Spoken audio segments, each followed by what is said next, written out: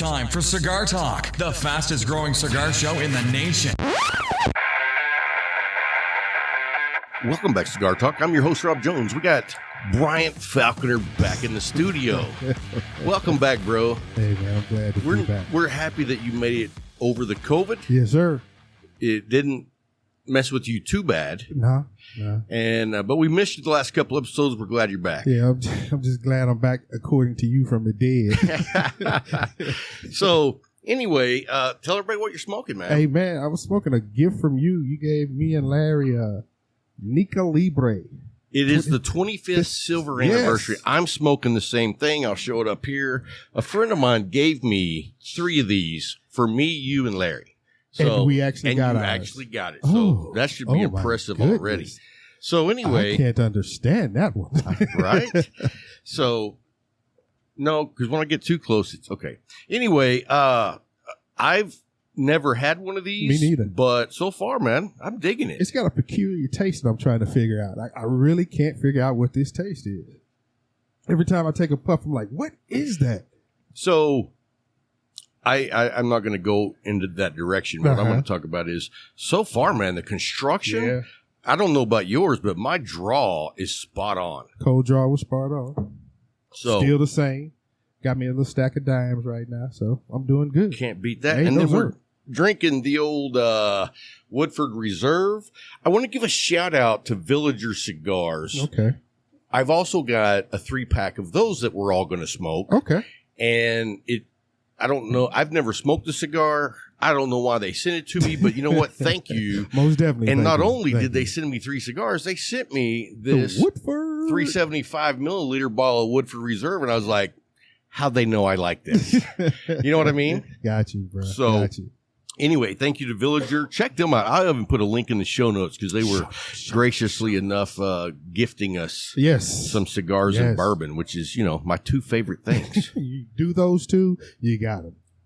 So let's jump into our sponsors right quick. Most if you definitely. look over at Bryant, you can see we got the new logo of Ding, the leaf ding, on the ding, microphone. ding. That's the color version, and then we have the black and white version on the Ding, wall. ding, And we ding. love those guys. Yes. And I mean, man, do you know how much time I've been spending there? A lot.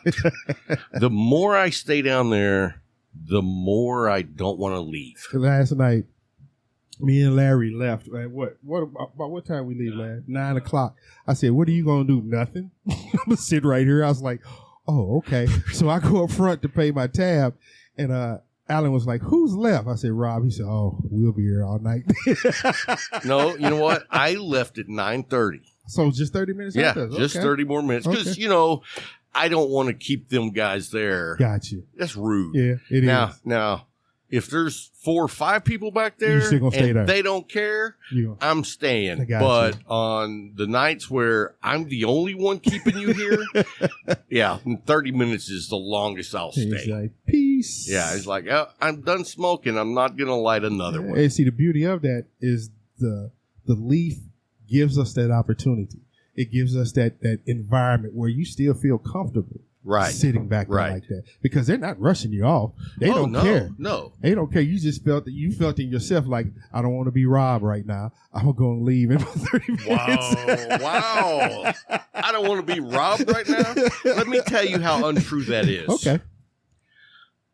There's no one I'd rather be. That's true. Boom. We know that. We know that without a doubt. I mean, there's things that maybe certain other people would have that I'd be like, damn, I'd like to have that. But you still love your life. You know what? Yeah. Ain't nothing wrong with it, bro. At the end of the day, ain't nothing wrong with it, bro. Ain't nothing wrong if you're with not it. enjoying Who your you life are and who you are, come on. then, I mean, you're missing the boat. Almost definitely. You know what I mean? You need to reboot, baby. Yeah. I mean, You need because to it's like you see all these people on like Instagram is, famous for just making this lifestyle that's not even real. Tell the truth. And my whole thing is, even if it was real, if that was me in that position, I'd be just as happy as I am right now. Yeah, come on. But if I was that dude that was like, I don't want to go down that road, but if I was not where I am now, I'd still be positive, happy with who I am. That's you know what I good. mean? That's good, man. That's good. But that's what I love about the Leaf. It just gives us that opportunity, and no matter what, they have 90% of what you're looking for. And if they don't, just talk to them. Well, let's just say right off the bat, they have Micallef cigars. Talk about it. They have Tabanero cigars. Talk about it. And so, Viva la Vida. Man, if you're not smoking those and you haven't tried them, dude, I have been tearing the Habano up. Yeah, yes. I smoked it in the Robusto. I smoked it in the Toro. I smoked it in the Torpedo. And out of those three, I go for the Robusto. That's me too. Yeah. And then the Toro. I mean, if there's no Robustos, I have no problem smoking. You see what I'm saying? But if it's my choice, I'm really a Robusto guy right now. In fact, I've got another cigar I got to let you try.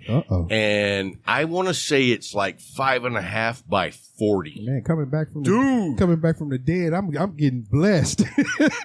Yeah. After the break, I'm going to give you one of those. Got you, and we'll save those Villager cigars to smoke again. Okay. But this cigar, I think it's a 5.5 by 40. Got you. Dude. Got you. I'm going to find out. Blew me away. I'm going to find out. So, but the beauty of it, like you said, you got Tabanero, Micallef, whatever you're looking for is at the leaf. And look down in the show notes, and there'll be a link for Micallef cigars to become an ambassador. And then there's also a link that takes you to the Tabanero website. It's a small mom and pop shop making cigars in Florida, Ybor City. Ybor. And the dude is just like, rocking. I believe that, he is rocking, but I believe that he's one of those perfectionists that wants to give the customer an experience they've never existed or experienced before. And maybe not never, but not consistently, because this guy is on it every time. Everyone I've smoked has it. I have not had a bad one yet. And I was talking to somebody at the lounge yesterday, and they were asking me what's my go-to stick. And the Tabanero Habanos become one of them. And then the other one, of course, the Medallion. Everybody in the world knows. And I told the guy, he was like, so that's your favorite cigar? And I said, I didn't say it was my favorite. I said, my go-to cigars. Yeah. And the reason why is because I know they're great. Yes, sir. And I know they're going to be consistent. Yes, sir. And the construction, the flavor profile. I don't have to worry. Boom. I don't have to worry. There's lots of times when I like to try new cigars.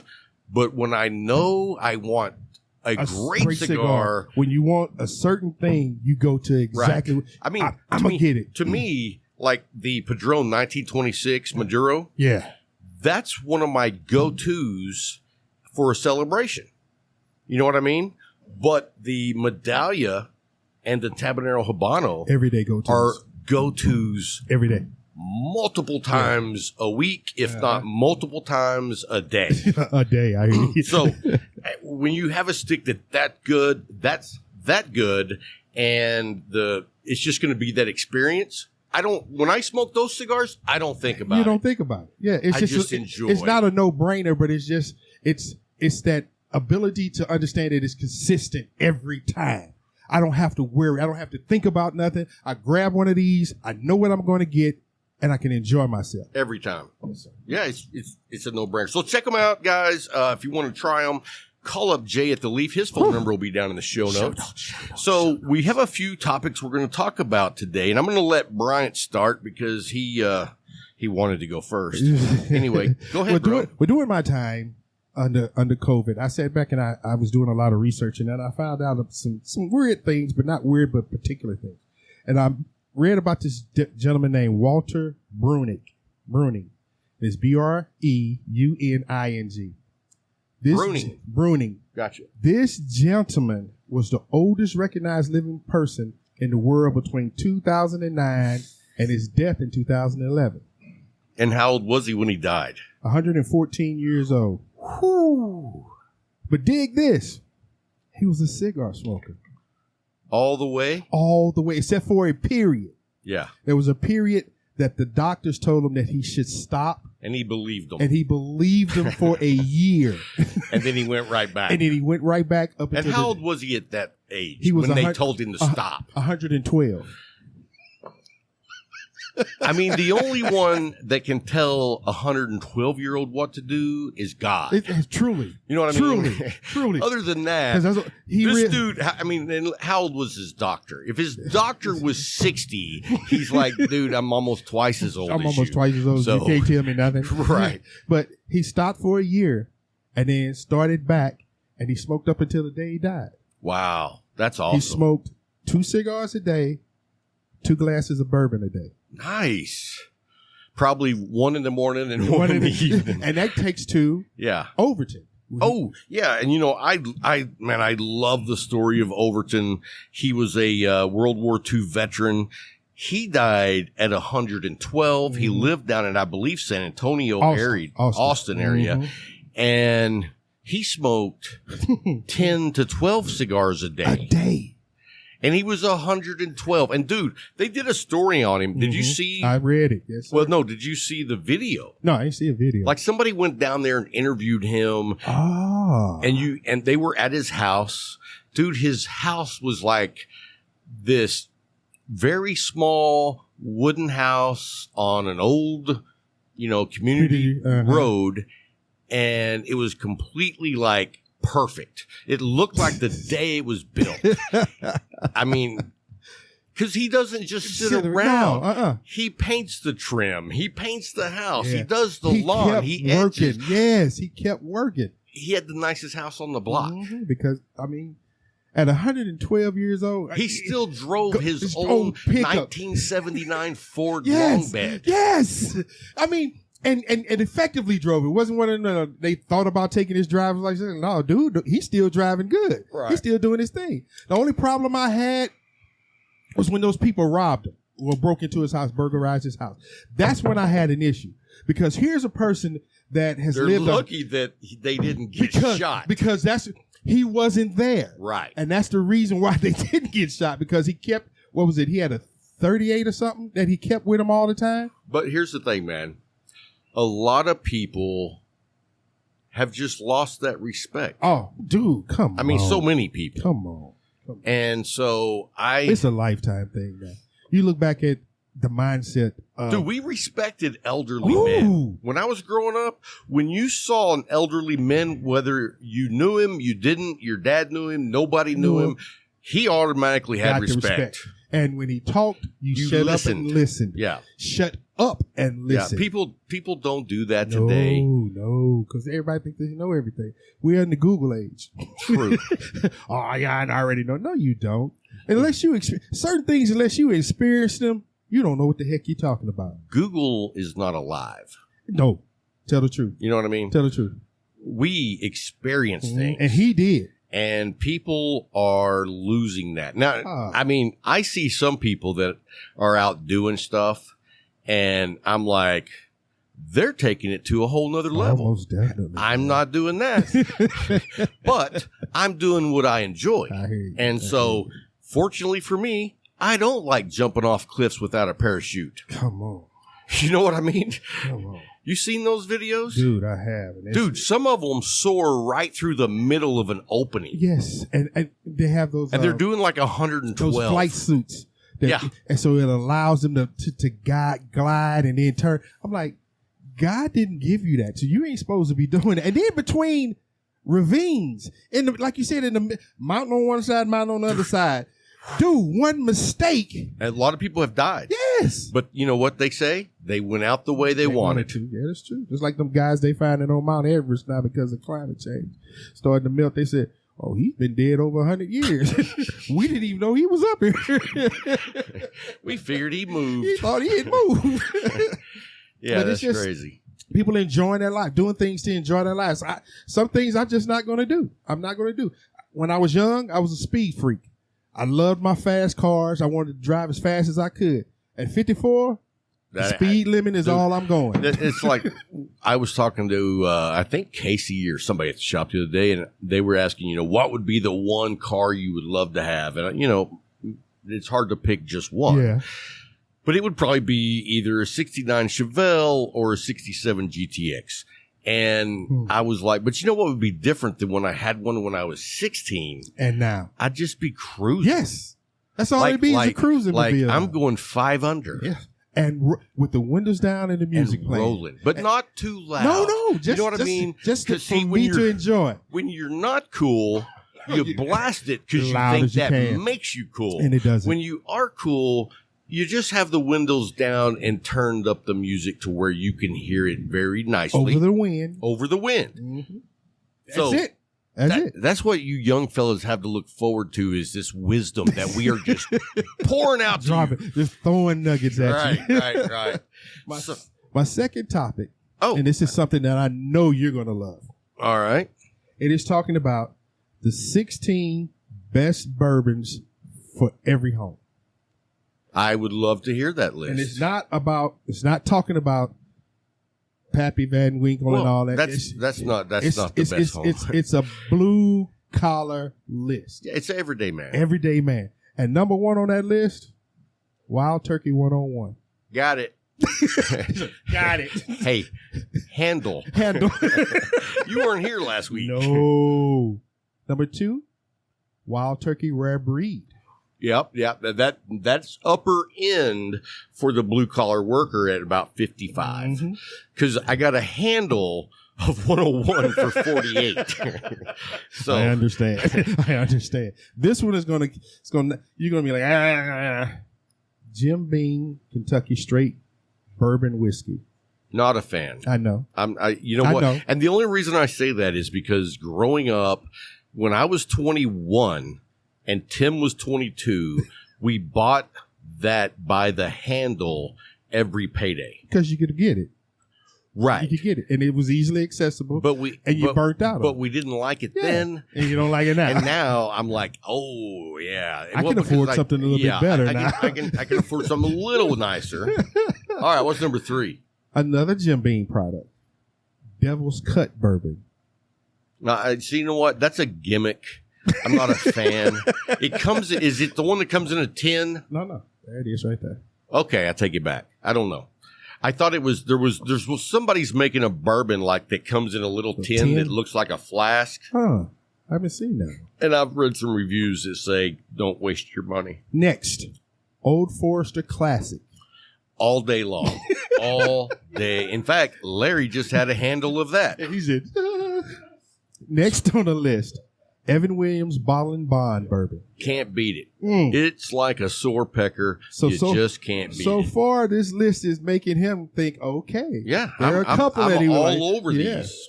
Next, Old Forester 1910 Old Fine Whiskey Bourbon. Love it. Oh, that's one of my favorites. The 1910 is my second favorite. The 1920 is my favorite. Okay. Well, I say favorite. The favorite that I can afford. They make some that are out of my price range that I've tried because Sean O'Connor brought them. Oh, yes. And they were amazing. But no, that's out of my, but the old 1920, 1910 are both fantastic. Gotcha. Now, this is one I've never heard of.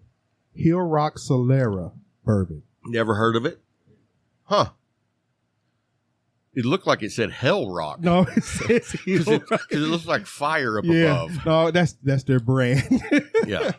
It says Hill Rock. Then we have Blanton Single Barrel Bourbon. I've only had Blanton's once when Dr. Bill passed. Yes. And I think that might have been the rye. But I don't remember. But I don't have any idea which Blanton's I had. It was nice. I didn't, I only had one glass because I didn't want to be like the drunk at the memorial service. Next, Weller's 12-year bourbon. I've never had the 12. I've had the reserve, and the reserve was good. Yeah, we've had the reserve. Yeah, we had it here. Yeah. And then I took it to the Leaf, and there was probably about maybe less than a quarter of a bottle, so I just left it up there for anybody. Anybody to take. Next, Milam and Green Triple Cash Straight Bourbon Whiskey. Now, that's a new one I've never heard. Screenshot that and send it to me. Gotcha, bro. That looks interesting. $42. Oh, yeah, I'm definitely interested. Then we have... That's one of those that if I saw on the shelf, I wouldn't even know that it was good. You know what I mean? Then you got Barrel Dovetail Bourbon. Well, I've never heard of that. Let me see that one. Definitely not seen that one. That one does not interest me as much. Then we have... Buffalo Trace. Got it. Woodford Reserve. Drinking it. Right now. Okay, next, Johnny Drum Private Stock Kentucky Bourbon, $39. That's probably not even available around here. You but know it's not. Johnny what? Johnny Drum. Oh, okay. Johnny Drum. I'm going to say that's probably not going to be available around. Is that it? That's the list. Well, I'm very disappointed. We could have went a little bit better. They could have. Eagle Rare wasn't over there. Eagle Rare's not on there. Did you see there's a bottle of Eagle Rare up there? Elijah Craig wasn't on there. All day long. Or $14.92 wasn't on there. Come on. Yeah. So I don't know who wrote that list. I looked at that list, and it was probably a team effort where like one guy knew what he was doing and one guy wanted to piss everybody off. One of those deals. The ones that I had never seen, I was like, okay, maybe Rob had heard this, and then I especially thought maybe Larry, being the bartender, had heard some of these things. But it was just like, this might be peculiar. It might be something to talk about, because that we may have listeners that have drank some of these bourbons, and maybe they can give us some insight on it. Yeah, and you know what we would love to do is just for listeners that want to. Send the email to rob@cigartalkpodcast.com. Yes, sir. And just send me your one go-to and how much it cost. Oh, that's a good list. You know what I mean? I don't want a list of 10 from 100 people, but I would love a list of one. Just your one from go-to. 100 people. Yeah. You know what I mean? And how much it costs. And then see what comes out on top. Yeah, so we can... That way we get some real research instead of just our dumb shit ideas. Because we kind of stay on the same plane with a lot of things. Sure we do. They're Eagle Rare, Buffalo Trace, you look at when Zeka comes in town, we get to try something new. Yeah. When Sean comes in, we get to try a lot of new. Yeah. So, we love finding out new bourbons. But, when you go to the liquor store, you know what you're looking for. Most definitely. I don't want advice from the liquor store guy because I think he's just trying to sell me shit. Car salesman. It's like, you know what? If I trusted the guy working at the bourbon store, I would love him to come over. Like when you go in and ask about a cigar with Scott, he's not trying to upsell you. Nope. He's going to find you a cigar that you love. Yes, sir. I would love to find that in a liquor store. I mean, that would be amazing. Amazing. That's what was coming to mind, because that would be amazing. Right. Instead of somebody trying to upsell me on a bourbon that turn me on to something I'm going to love. I'm going to become not as a tobacconist, become a bourbon. Larry, a bourbonist. I was going to say drunk, but whichever. Well, according to our listeners, the show already has a drunk. Larry can go work there tomorrow. Yeah. Let me show y'all how to do this. Yes. Let me show you how to do this real quick. Step back. So, no, wouldn't that be amazing, though? Man, that would be amazing. You guys, I hope everybody will send me a bourbon of your choice. Yes. And what I would like for you to do is just put your name, where you're from, what the bourbon is, and how much it costs. Yeah. And you must be 21 years of age or older to participate. Please be. We don't want to be arrested or get you caught up in some situations. I don't want to be arrested. Never. So anyway, when we're going to have a quick break here, and when we come back, we've got some more topics. We've definitely got our pick 6 of the week coming up. Most definitely. And then we've got a couple of conversations that Bryant's not privy to, so I'm going to spring it on him, and so he'll be ready. But anyway, we're going to take a quick little break, do a couple of shots. We'll be right back after we're drunk.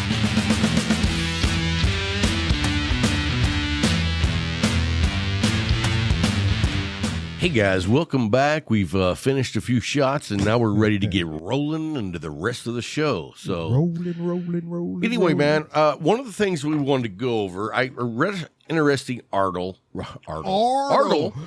See, yeah, he had a few. Two extra shots will help that Lubbockian accent just out. Roll off the tongue. Out. Anyway, I wanted to give some tips on burn issues. Okay.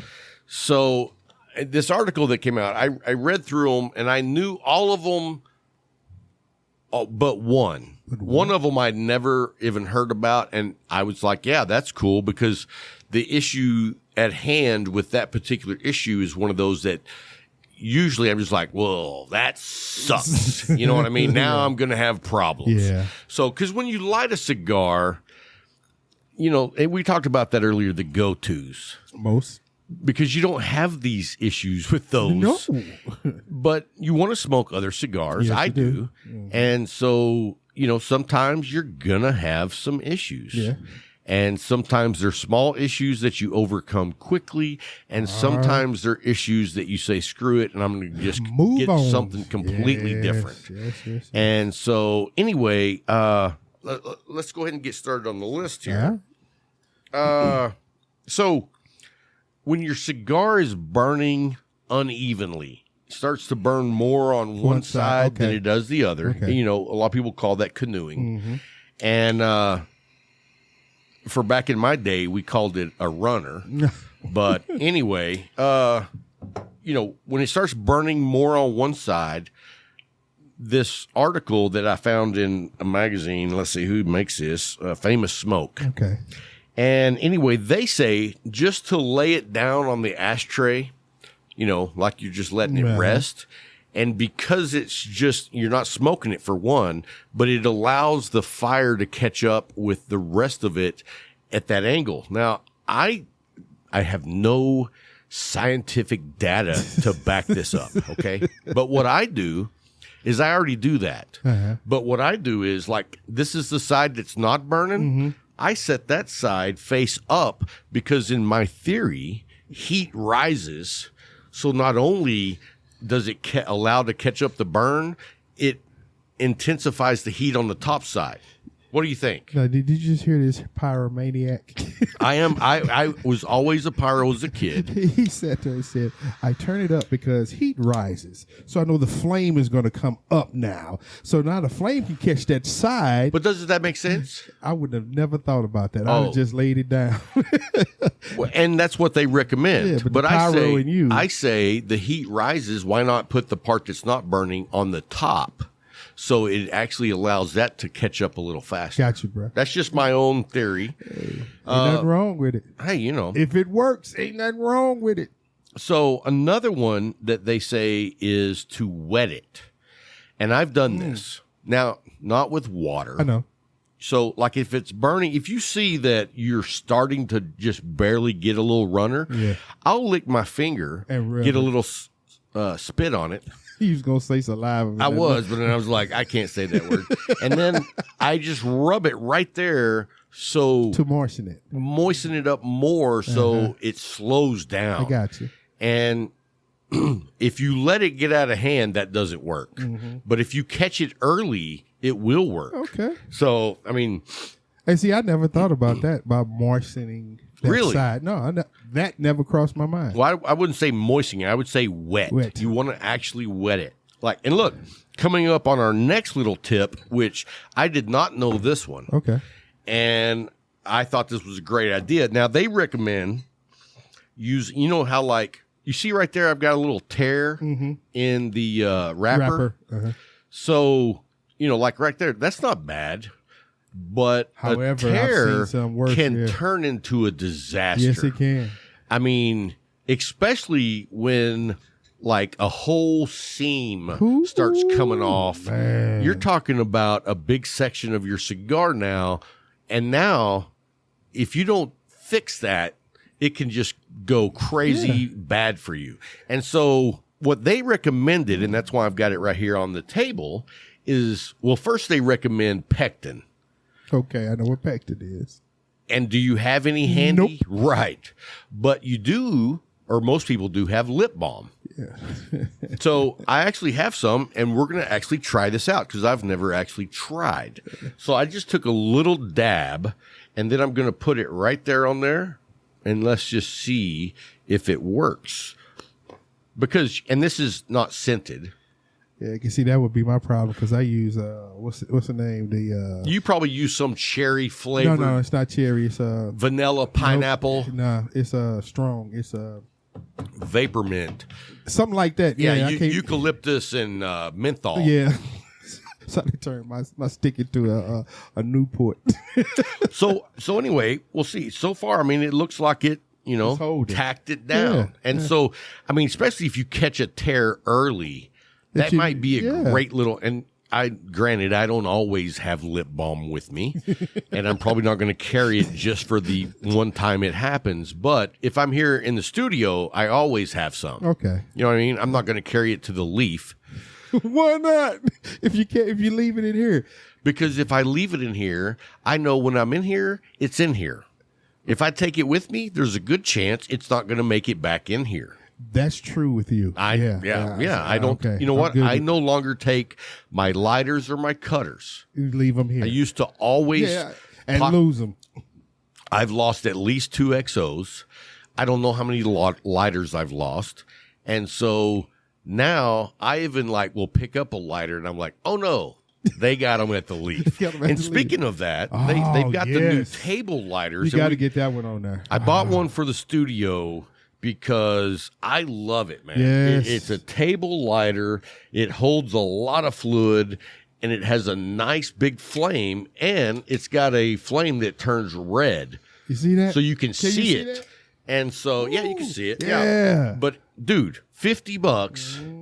It's going to last for a nice long time. Well, and what I love about with the leaf is, I know if I have problems with this, take it back. I take it back up there, and they will fix it and give it back to me. Yeah, and if they can't because I'll tell you this, get you another one. Jace fixed lighters for me that I didn't buy at the leaf. Me too. You know what I mean? And so I know if I buy something from the leaf as an accessory, Jay's going to take care of it. Almost definitely. And that's why we have him as a sponsor. Almost definitely.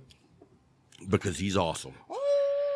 And then also, now this is interesting. They say on tunneling, we all know what tunneling is. Most definitely. And that's your thing where you pinch. That's my second chapped ass response to a construction problem. Number 1 is a tight draw. What is chapped ass, man?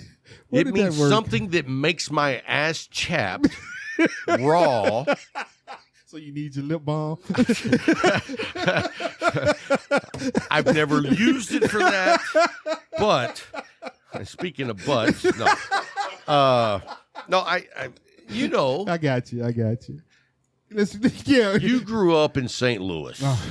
The humidity never caused your inner thighs to chap. Dude. Because once your inner thighs are chapped, dude, you're done.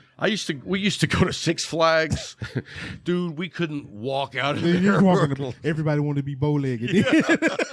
I'm bow-legged. No, you're not. You've been riding a horse? Nope. No. But anyway, tunneling cigars is my second biggest pet peeve on a construction. And because it's first of all, you don't detect it until it's already started. That's correct. With a bad draw, I know that before I light the cigar. True. But when it starts tunneling, one of the early identifiers of tunneling is whenever you take 3 puffs, puff, puff, puff, and you see smoke coming out the end, but then you're not getting any smoke. Yeah. Uh-huh. And so, bam, it's tunneled. Oh, you get that frustration. You're like, right. Oh. So then let's talk about their technique. Okay. So their technique is they go from where it's burning right now up an inch and cut it. Which you've said before at times. Yeah. Right. But my first thing is that you hold the cigar and then pinch. Yeah, you're pinching just under where it's burning. And just when you puff on it, it forces the airflow to go around the center where it's already on fire. Yeah. And so that airflow I'm a pyro. Because I know I'm already doing the engineering of how the air or the fire. Yes, the fire runs. And so that's how I do it. Now, if that doesn't work, I do cut it. And I usually go, especially if it's before the halfway point, I usually go at least 1.5 inches because what I've found is if it's tunneling on you, even though the burn line is here, the fire has already burned down into there. And so when you cut it, you can see that it's still burning down in there. Right. Yeah. You're like, well, the center is black because it's tunnel burning. And so anyway, that's what they recommend also is cutting it, but they say an inch. I say an inch and a half, but I say try the pinch method first. But also, that's one of those things where it takes away from the enjoyment of the cigar if I have to pinch it, but I do that because I want to get through that section of the cigar and then enjoy it. Yeah, because now you've become a troubleshooter versus just a smoker. Right. And that's an issue. It frustrates you. And you get to that point where I don't even want it anymore. You put it back you throw it in the ashtray and you go get another one. And that's, you wanted to enjoy that stick. And now that enjoyment is gone. So yeah, both of them. But also like fixing the tear in the wrapper. Yeah. That's an easy fix if you have lip balm on hand. Yeah, if you have it on and the nice thing about it is I'm hopeful because I actually fixed it on this cigar. And you passed that point, too. And I've already made it past that point, and it was a one and done. I don't have to worry about it anymore, which if you don't address the tear, because how many times have you had a tear and then you try to tear it off even, and then when you tear that part off, then the rest of it opens up. And now I got a leaf hanging out, and you're mad because now it's smoke escaping everywhere from the stick. It's nothing now. Have you ever had one that came unraveled so bad that you just smoked it with just the binder on it? Yes, I have. Isn't that awful? It is terrible. I've done that. Terrible. Because you're like, it's too good. You know what? No, I'm like, I paid $10 for this stick. I'm going to smoke it. It's too good. I'm cheap. And I'm going to smoke it. I'm going to smoke it. So you do what you got to do. It looks ugly, but you get through it. You fight through it. And that worked. Like you said, perfectly. A one and done. It worked. And look at that. Also, it was a little bit running on one side. Yeah, nice even. Laying it down, it caught up. It's completely even all the way around. And the tear is gone with the chapstick or the lip balm. Lip balm. So those are good tips. Yeah. Let's see. Leave it to the pyro to come up with these. Oh, you got others? Yeah, well, they had one more. Oh, well, and I see a lot of people do this when it's burning faster on one side. Than the other. Is they take the lighter to touch it up. Yeah. And I mean, that's completely acceptable. I see people doing it all the time. Me too. But the issue with that technique to me is you caught it too late. Okay. You know what I mean? I understand. Because most of the time when you start touching it up, I mean, if it's all the way down here, I don't want to have to torch the entire other half to catch up. So that's one of those that you need to do early on, in my opinion. Yeah.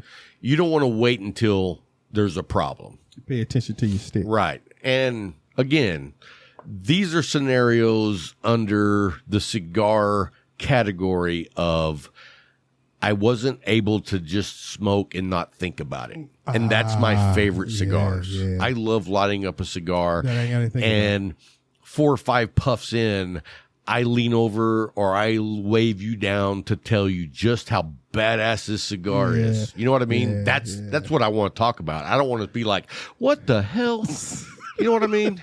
Look at this. Yeah, because now we're not talking about baseball. No, it's not. Speaking of baseball, did you know the Astros lost last night? 2 home runs back to back. Listen to this. So I left the Leaf at 9:30. Yes, sir. They were winning 2-0. So it was. You got home? I didn't come home and watch the game. I watched some other TV with my wife. I thought we won. And then today, my wife tells me the Astros, if they lose tonight, it's over. And I was like, no, they won last night. She's like, they didn't. No, they didn't. And I'm like, what? So anyway, the Astros are playing tonight. I think it comes on at 7 or 7:20. But the Cowboys play, and I would love to watch the Astros pull out tonight. But I'm going to watch the Cowboys because, and this is the thing, I haven't seen any Minnesota games. So you want to see this one? You want to see want to gauge the Cowboys on this? I do because they're playing in Minnesota, and from what I understand, Minnesota's been playing very well, and the spread on this one was picking the Cowboys to win by 3.5 points. Or it may have been 1.5 points. I don't remember. But anyway, I remember when I saw it, I was like, wow, these teams are pretty evenly matched. Tell the truth. And so when I'm going to watch a game, even if it's the Cowboys, I don't want to see a ass kicking. I would like to see a good game. Yeah, and dude, did you see that game where we came back on New England? Yeah, dude, that was impressive because they had shot themselves in the foot so many times. Let me explain something about that game. Lucifer could have came up in the middle of that game and offered $1 billion.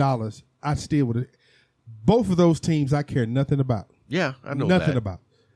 I didn't care who won. Who, if it had been a tie, I'd have still been mad. I can't stand either one of them. Yeah. So it was like, okay. I did find some solace in it because Belichick lost. You know what I'm saying? It's like, well, good. And it was the first time ever that Belichick had like 400 something yards, like 497 yards scored on his defense. Yeah. And so I was excited for that. But you know what, as a Cowboy fan, what I really liked about that game was the fact that they overcame. Okay. Because in the past, the Cowboys would hang right with them right up until the end and then throw an interception or fumble the ball or find some reason to choke. The same way my And so 49ers seeing them pull that game off, I was like, okay, they actually have some chemistry going on. Most definitely, especially on your offense. And that's been a long time coming. We've had different aspects of the offense throughout the years that were like excelling, but never as a unit. Yeah, because you got everything now. Dude, now you got the passing game and the running game. You got the line. Well, yeah. Right off the gate, you got the line. Then you got a running game with 2 running backs. With 2 not just one. Studs. And I would say that we have 4 wide receivers that are studs. And then our tight end. I don't even know that dude's name. And he's kicking ass. Third downs. Yeah, almost automatic. Or I love it because they're using him a lot on second down to get even closer. So then we're like, right? It's like 3-1, 3-2. Yeah. So I'm excited to see what they do. In fact, you know, one of our Patreon members, Patrick. Yeah. Me and Patrick have a bet on that game. Straight up, no points. He's got Minnesota. I've got the Cowboys. The loser sends the winner a 5-pack of cigars. Not shit cigars either. Yeah. I mean, not expensive cigars, just good cigars. And so we made that deal. And, you know, I'm not much gambling on sports. And you know, honestly, gambling on sports, the only wager I think I've ever made was I bet with a bookie one time, and I bet $75 on the Cowboy game that the Minnesota Vikings would beat the Cowboys. Wow. And I won the money. You bet against the Cowboys and won. I understand. Dude, the spread was like 3. It was back when they had Randy Moss. Oh, and I was like, hey, it's a no-brainer. It's a no-brainer. Quincy Carter was our quarterback. And the thing about it was Randy was mad at the Cowboys because he wanted to go there. Right. And they didn't draft him. So he said every time he played them. I think the spread they actually beat us was like by 21. And I was, because when they were like 3.5 spread, I was like, yeah, I'm going to take the Vikings. It's like, I'll take that bet. I'll take that one. Because, dude, you remember back in the day when Randy Moss was... With Dante Culpepper as the quarterback who could throw 90 yards almost? And he used the Jumbotron to see where the ball was going to be. He's sitting there looking at the Jumbotron. That was just... That's smart, though. Oh, I mean, smart, but his speed, his size, dude, everything his about hands, his ability to jump, because it's still called when a receiver out jumps a DB and snatches the ball, it's still called being mossed. Yes. You are mossed. Yes. Today it's still called that. And I love that, man. I love it. Because his last year he was with us. I forgot about that. Yeah. Didn't he go somewhere else too? Nope. So he just went to the 49ers. And then he's like, okay, I'm done. And they wanted him back. And he was like, nah. He said, I'm done. He said, my body's can't do it anymore. But we had one three-game spread where he was the old Moss. The more money that goes in your wallet, the less my body can do that. Yeah, I got you. You know what I mean? It's like, I could do that, but I don't need to do that. I don't need. Yeah, he does it. He did. And he was very smart with his money, and he's had a great correspondent career. My thing is, after the 90s, not just in football, but in pro sports, athletes started thinking differently about money. You know what I'm saying?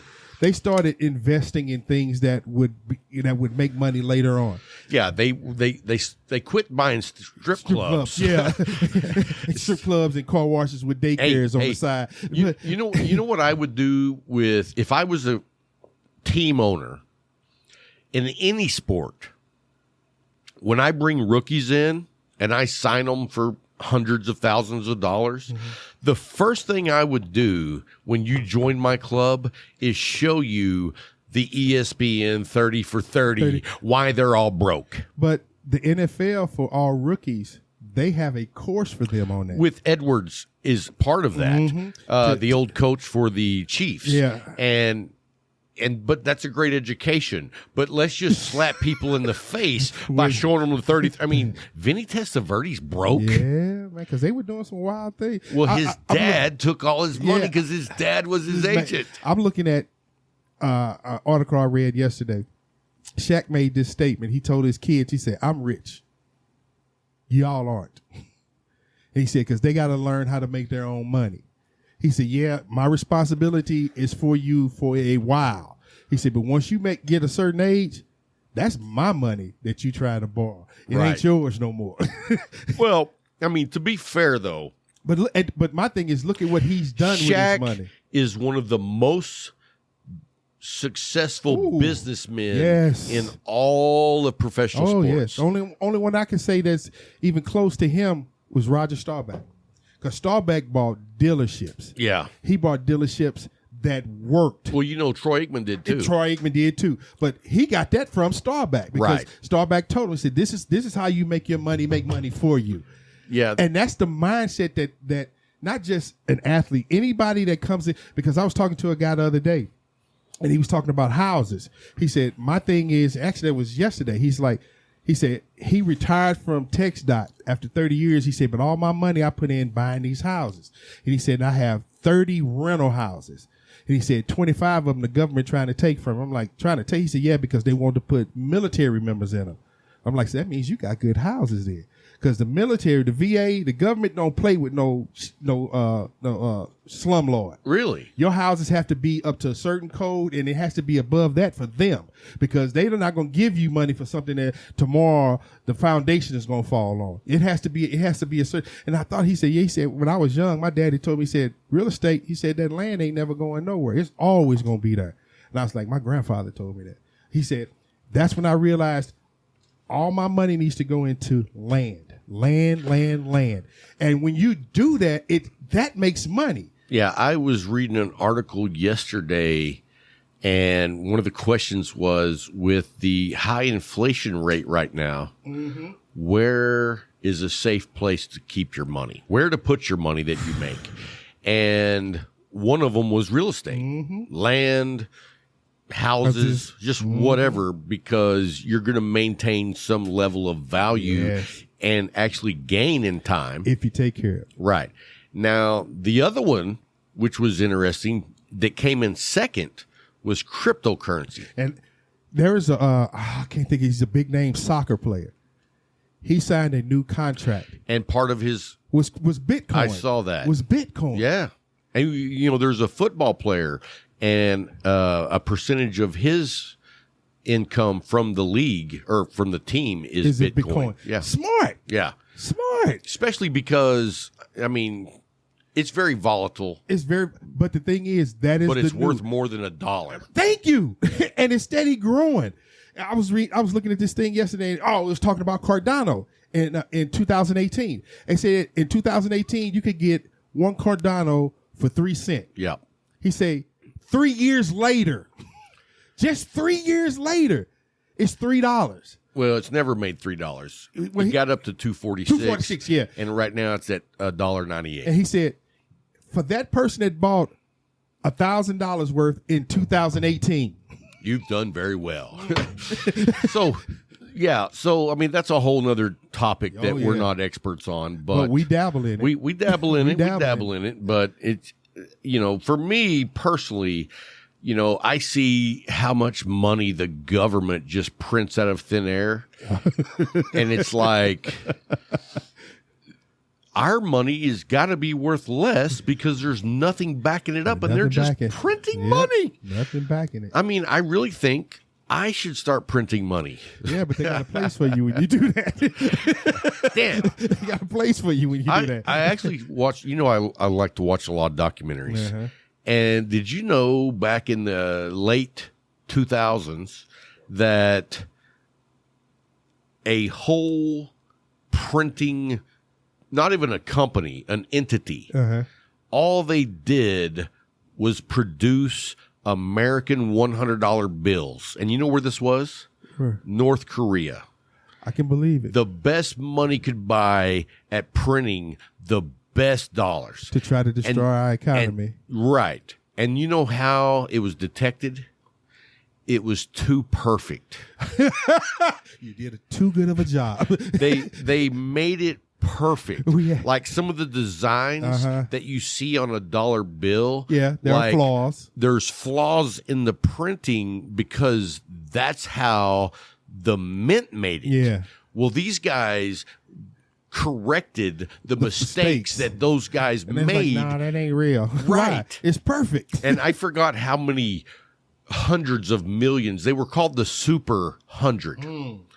And anyway, most of it's been confiscated, taken out of circulation, but however, it was out there for a while. Yeah, they were even asking that if people had some, it was actually worth money now as a collectible. Wow. Now, I don't know if you're aware of this, but a friend of mine bought an old country house out in the country. I think this was probably about 4, maybe 5 years ago. And when they were going through the barn, they found like what you would think of as a Wells Fargo chest in the barn. It was still locked up, old rusty locks. They cracked it open, and there was over $400,000 worth of Confederate money. Wow. So and that's actually a collector thing. Collectors. And so he actually took it in, and it wasn't Confederate money. It was counterfeit Confederate money. Wow. Because the North was counterfeiting to destroy the economy. Right. To destroy the economy. And there was actually one famous guy that was making it so well that if you have his counterfeits, it's worth more than the regular money. Wow. But the other counterfeits weren't even that good, because here's what happened. Once people in the South found out that the North was counterfeiting their money, they started counterfeiting their own money. We can do it too. It ain't gonna be the only ones, baby. Right. We can do it too. So anyway, it was but the counterfeit that he had wasn't worth anything. But it was an interesting adventure. As a kid, I've always dreamed of being a treasure hunter. I've always dreamed of that. Just going digging and trying to find I did not stuff. know that. Yeah. You know what? That was my From fantasy, now on, when man. you come over, I'm going to bury something in the yard and see if you can find it. No, I'm not going to try to find nothing you buried. I'm sorry. If you bury it, it'll be an archaeologist 900 years from now. I can sit down on the patio smoking a cigar saying hotter or colder. Yeah. See, knowing you'd be lying. But no, man, that was I'll have Bryant fixing up the flower beds. Why am I Dig still a little digging more over there. Oh, you're getting hot, man. I'm redoing your garden. Nah. But that was my dream. I just wanted to be a treasure hunter. Gotcha. I love just finding stuff. You know what I'm saying? Right. And whenever I go into an old house, even when I was with DSHS and we'd have to go to these old buildings to do investigations, I'd be looking around trying to find shit. Like, man, what is behind this? What's behind this? Because people hide stuff everywhere, and then they die or they just forget about it. Absolutely. And I mean, I remember as a kid, treasure hunting was like amazing. Oh, yeah. And I'll tell you, when I was probably like 5, My grandmother had a guest house behind her house, but I don't know if you would call it a guest house because I mean it was basically just like a 20-foot by 20-foot square, and I don't even remember if there were a sink in it. Mm-hmm. I know there was a bathroom in it, but it would be like a one-room place to stay. Gotcha. You know what I mean? Back then they didn't call it that, but whatever. But anyway, I remember it was just filled full of shit. You know, my grandmother, whatever she didn't want, but she wouldn't throw it away, so it went in there. See, but what that would have intrigued me. Dude, we found all kinds of cool shit. Yes, and it was probably completely worthless. Yeah, but it was cool to me. It was awesome. Yes, and I remember one time me and my cousin were back in there rummaging through stuff, and we found a payphone. We found more than one payphone. Like, we don't need that anymore. What's going on out there? So what it was my aunt, her boyfriend was stealing payphones to get the money out and then breaking them open. But as a kid, we thought that was amazing that we had found this. And when we went and told my grandmother, she was like, that son of a bitch. I can see that. In East St. Louis, there was this dude. We were young. He was a big time dope dealer. And when they changed the drug laws in the 90s, where if you were caught as a drug pen, you could get a life sentence. Right. He got a life sentence. Wow. The thing was, though, he used to bury his money places. Really? So it's an urban myth, but there's some truth to it. It's about $2 million worth of money in the city of East St. Louis buried places. Wow. And people still go around. How much? $2 million. Dude was big. When I say dude was big. And people still go around today in 2021 digging in places trying to see if they can find, because he put them in Folgers coffee cans. Wow. He just pack it full of 20s, 10s, 20s, 100s, put a cap on it, bury it. But he's been in jail since the 90s.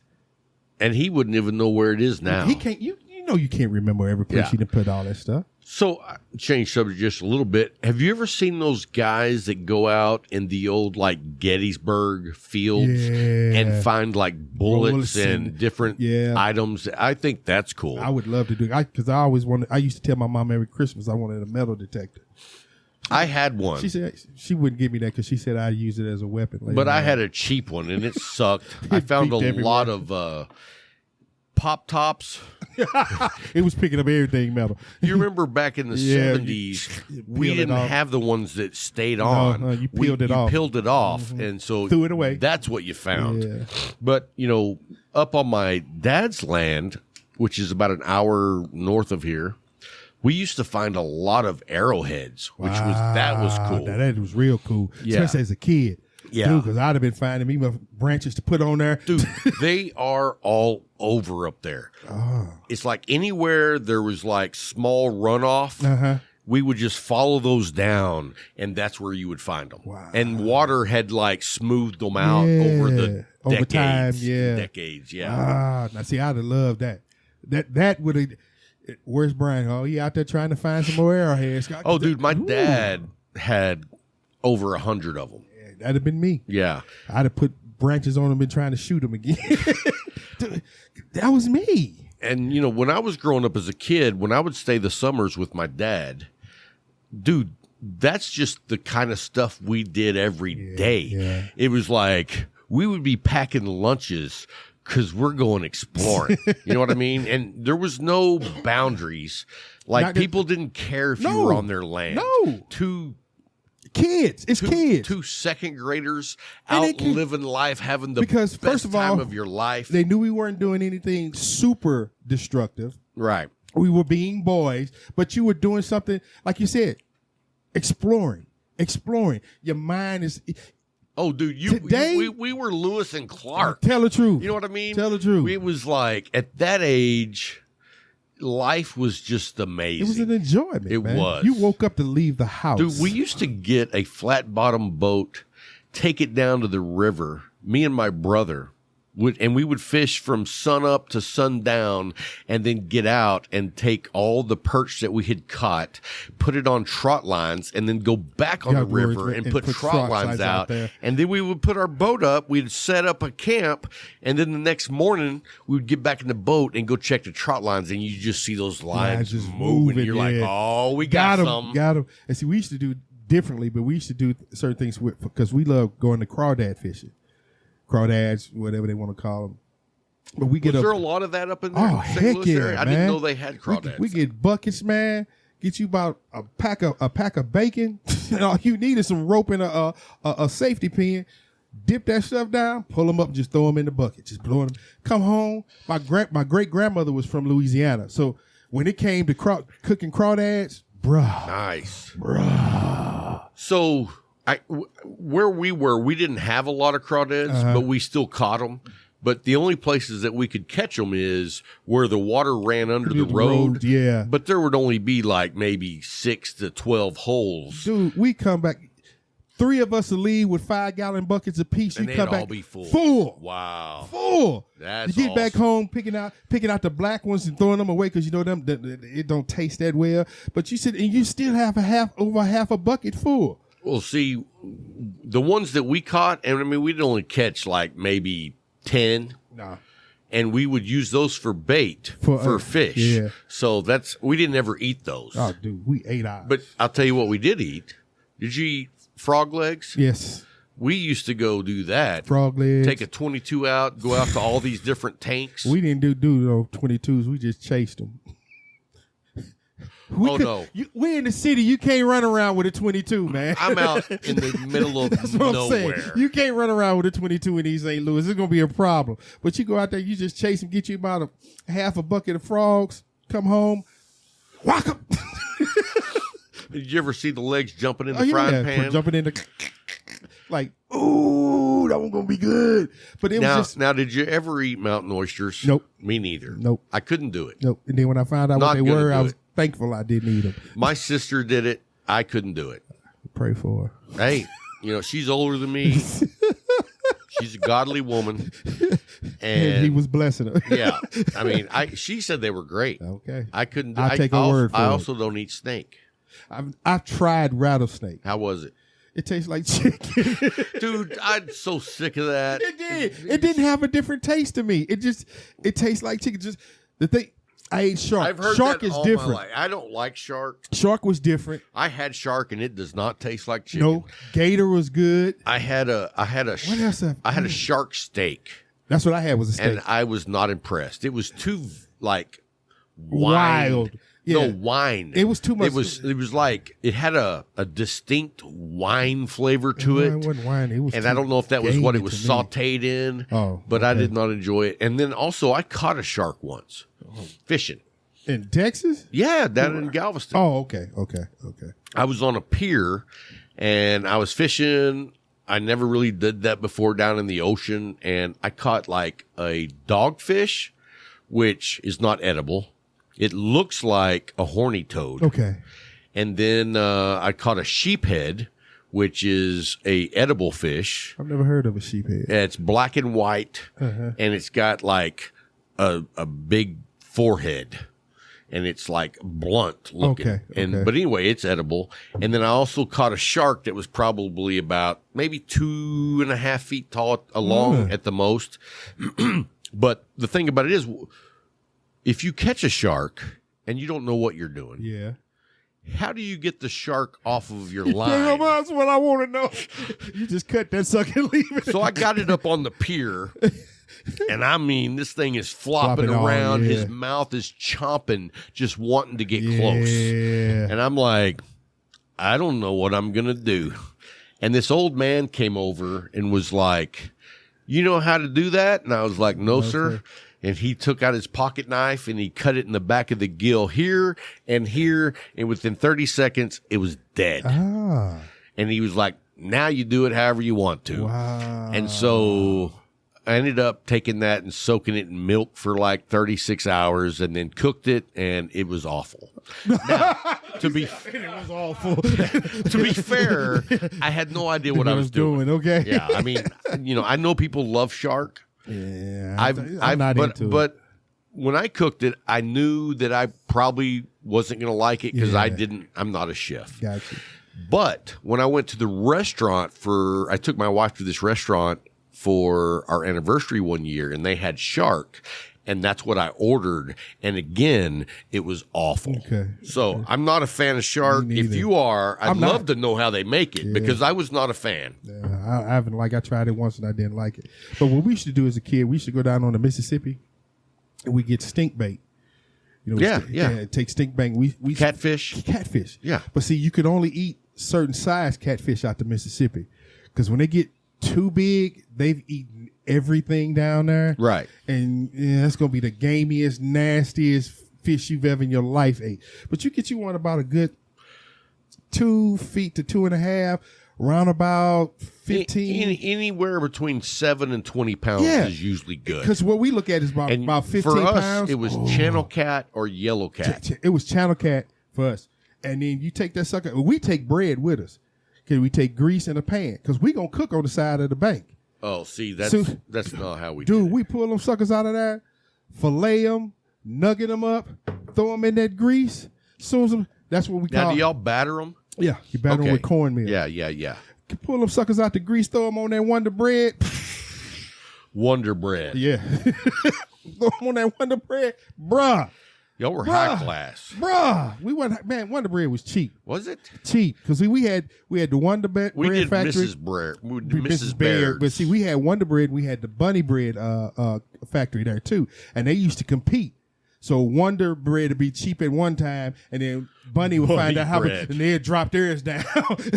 So it was like whoever had the cheapest that week was the bread that you bought. You buy your loaf of it, you go down there, you fish. And like you said, we was kids, man. Right. You going down there, this is life. You enjoying yourself, man.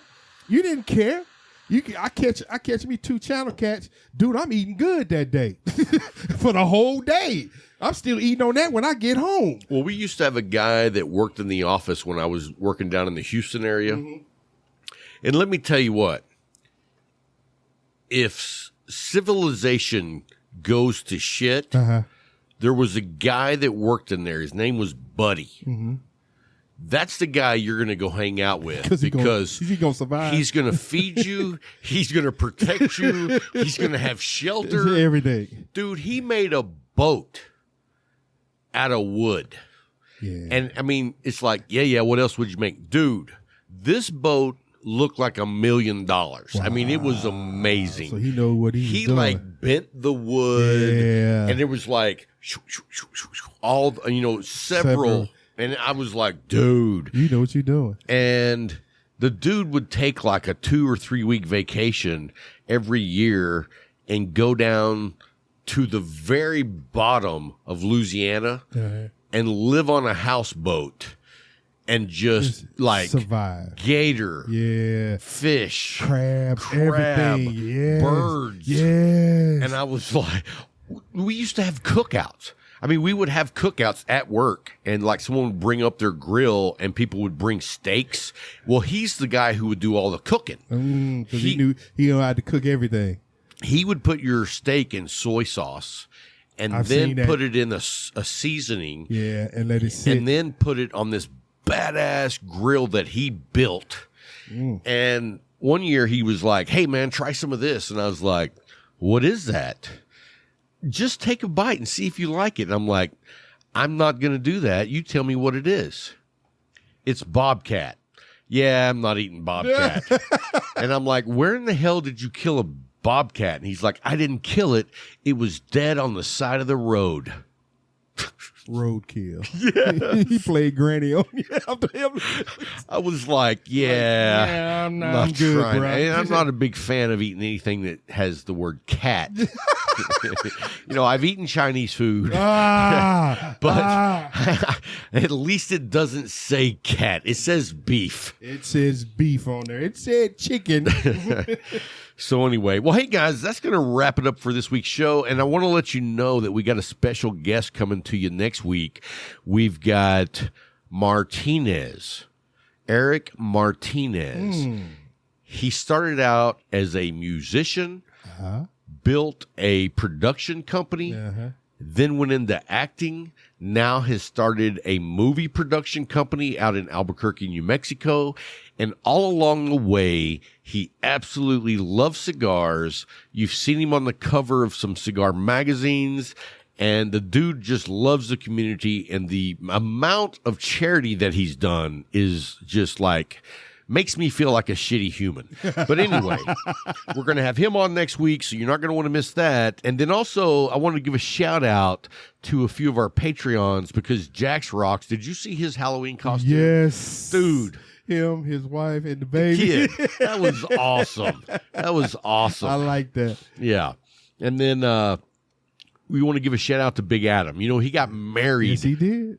Yes, he got did. married yesterday. He did. Yes, he did. I was like, congratulations. He could never forget his anniversary. Oh, I know. Hey, Halloween, I better be ready. I better be ready. But he got married last night. We want to wish him the best. We're so excited for him. Young man has his head on his shoulders the right way. Yes, he does. And then also, before we go, we got to talk about Case Elegance. So Case Elegance is one of our sponsors. That's where my cigars are. If you could, let me turn right there. If you look right over there behind me in the video, you'll see my Octador. And it is not only is it keeping perfect humidity, it is full as can be. Dude. Like, I can't get another cigar in there, and it's still spot on. We moved, right? I put my Army box Humidor in a box at the bottom. I forgot about it. We get there to the house. That box sat in the garage. Did you have cigars in there? Cigars in it. How would you forget about it? I did, because I had the other one. Oh. And I was going through this box, and I got to the bottom. I was like, oh, man, that's my cigar. And the first thing came to my mind was, you know, the humidity had gone up, so they weren't going to be good, right? When I looked at that sucker, guess where it was set at? What was it on? 68. Perfect. I was like, this thing here, man. What did they make? You know what? How are they making this? You know man? what? That humidor takes care of you. Yeah, it did. You know what I mean? It did. Because you're in a situation where you're moving. You have other things going on that you can't focus on your sticks. Nope. Which is a sin. But I'm going to let it slide this time. I had COVID. I get it, though. You had COVID. You were moving. Your wife had COVID. Yep. I mean, like we weak as heck. Yeah. Everywhere. You had a lot of shit going on. But your Case Elegance Humidor took care of your sticks. Like, I got you, bro. Exactly. Got you. And, I mean, the quality that goes into their humidors is second to none. They actually raise the bar for everyone else. Because I'm not saying that you can't find good humidors that work as well, but I guarantee you at the price point, you're going to pay double. Yep. I helped my mother-in-law pick out a humidor for my brother-in-law. And I'm not going to tell you the name of it, but it was a very nice humidor. Mm-hmm. It was $500. Good Lord. And it's not any better than the Case Elegance Octador or the military footlocker for half the price. You know what I mean? I bet you. So look down in the show notes. You'll see a link to Case Elegance. You can order one of their humidors. Use the code CIGARTALKCOIN or try Cigar Talk, and you can either get a medallion challenge coin with my logo or Cigar Talk logo and Case Elegance on the other side, or you can get 10% off of your order. Larry just ordered a new travel case, the leather. Let me see that leather case, man.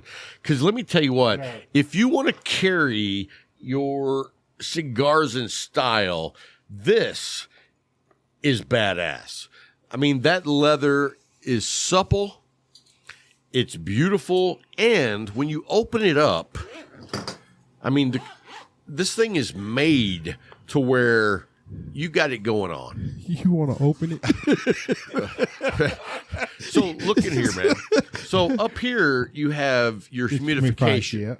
Here in this pocket, you can carry your lighter, your punch, your cutter, and then you have another one for your cutter, which Larry doesn't have. And then, wow, he has no cigars in here either. Holy shit! He's smoking.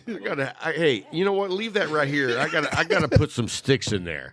But anyway, I love that case. Yeah, bro. I think that's probably the nicest case I've seen. And I'm sure there's some luxury place somewhere that's making them for $1,000. But that's $100. Yeah, we blue collar. And then you use the code, it's $90. Yes. And these guys stand behind their products as well as any company I've ever seen. They've impressed me. They go above and beyond. Oh, yeah. And so look down the show notes, click on Case Elegance. It'll take you over to show the military footlocker humidor, but you can navigate through their entire website. I said shite. Website. And check it out. I'm a huge fan, huge supporter, and so support Cigar Talk by going to our sponsors. Yes, please. Anyway, guys, that's going to wrap it up for this week's show. We're glad to have Bryant back. Glad to be back. Colton, I want to say right now, did a really good job in your absence. But there's already enough white boyness on this show. God. We don't need to have two of them. Oh my you know what I mean? Oh my God. It's like, how did we go there, man? It's like you got the fiddle and the bow when you got me and Colton on, and I'm the bow. Oh my goodness, man. So anyway, guys, we'll see you next week, and until then, keep smoking. Boom.